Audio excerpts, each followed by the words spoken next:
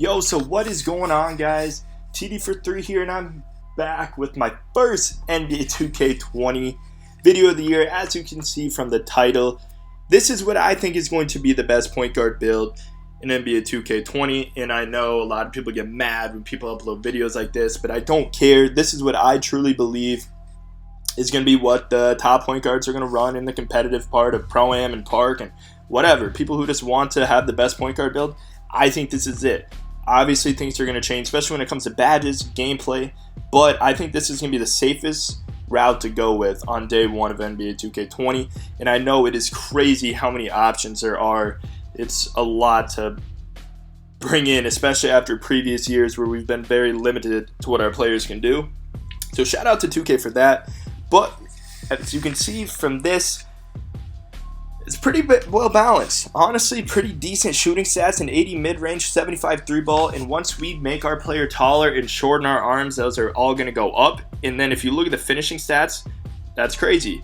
And all these are at 99, but you'll see what we can get once we just put the player to a 95. That's what we're going to do. As you can see, look at all the badges right there. So we're going to move on to the height and weight and wingspan. So here we are. The body type doesn't matter as far as I know. So we're going to go 6'5" just to give ourselves a little bit more height. It doesn't really affect a lot of things. We're going to lower the weight a little bit just to increase our lateral quickness by a couple. And then we're going to leave it right there so we don't lower our interior defense lower than what it has to be. As you can see, I didn't put anything into rebounding. I put some in steal, none in the block. We're going to go ahead and choose the playmaking takeover because this is point guard build. You want to be able to dribble the ball, pass, everything.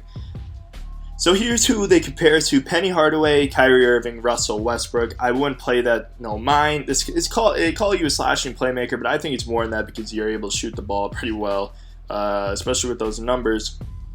And we're going to go ahead and make our player a 95, and you can see where all our attributes are once we do that.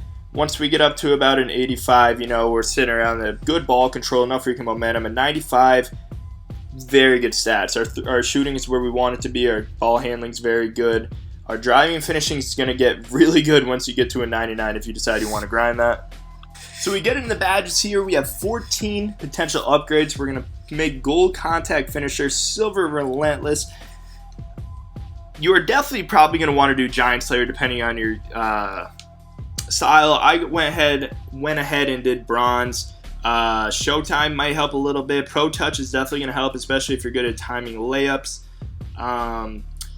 You finish very well from what I noticed in the gameplay. The one game you get to play after. I didn't include the gameplay in this because, there's no animations. Like, it's all just the generic stuff. So it really doesn't show a lot, but the movement seemed to be pretty well. You're very fast. And I was testing it at a 95. So they say that it's about 40 hours of gameplay to get to a 95. So here's the shooting badges. I went with gold range extender just so I can shoot well from deeper. We'll see how that actually works, especially with a little bit lower 3-ball rating. Went with gold Deadeye, bronze hot start, silver quick draw to go ahead and increase your shooting, especially being a 6'5", it's definitely going to matter. I love what they did with the badges, and I think even when the game comes out, you can continue to upgrade your badges. You unlock more upgrades, which will be very awesome, definitely.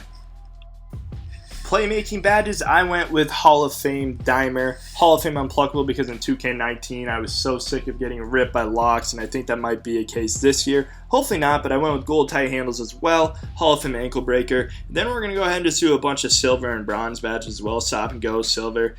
Space Creator is a good one. Handles for days is very important. I ended up putting that on gold because you don't want to get tired. You're want to have Lob City, especially if the game plays somewhat like last year. Lobs are very key.